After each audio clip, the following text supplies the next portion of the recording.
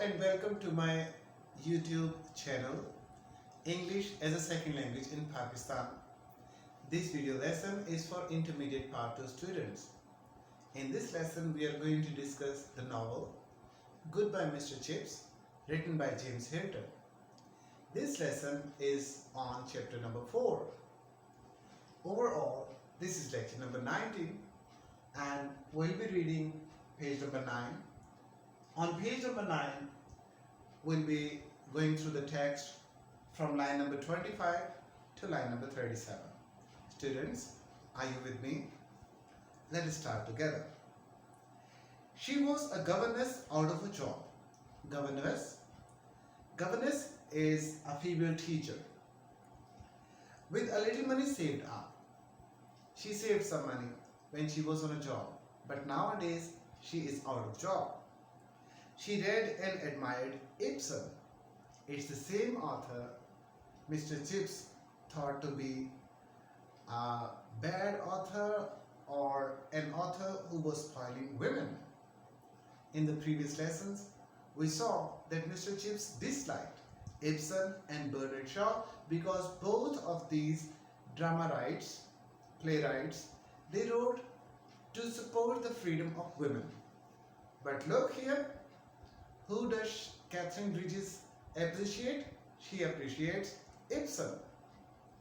She believed that women ought to be admitted to the universities. It means that the time when this novel is written, women were not admitted to take admissions in the universities, and universities were only open for men. Women were not allowed to study at the universities. But this woman, Katherine, as the time was changing, she was of the opinion that women ought to get admission at universities.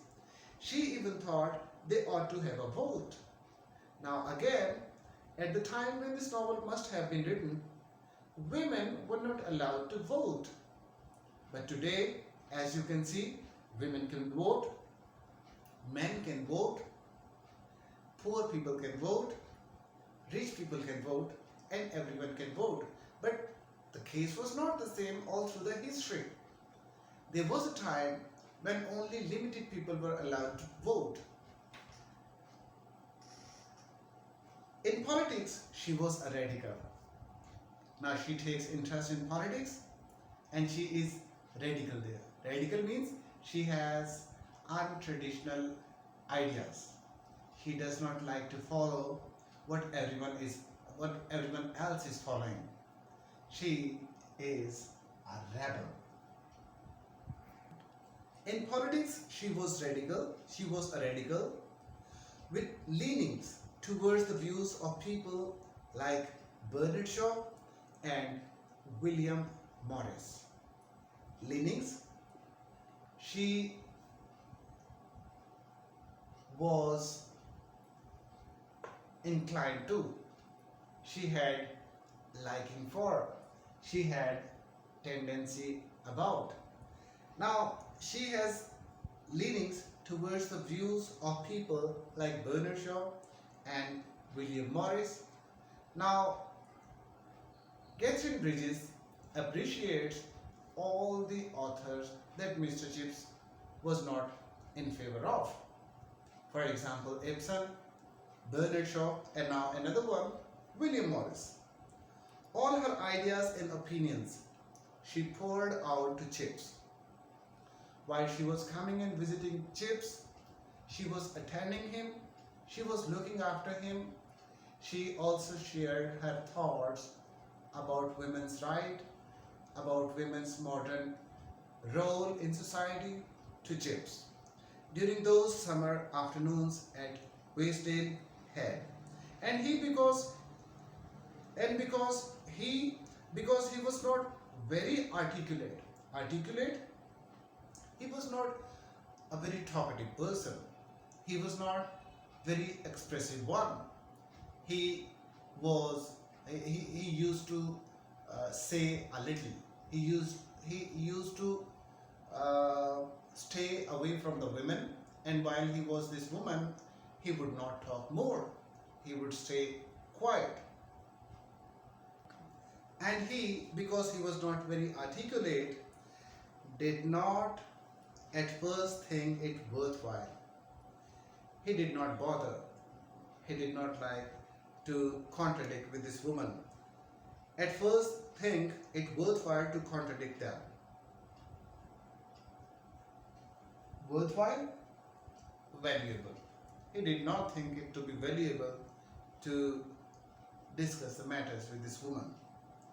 Contradict, to oppose, to confront.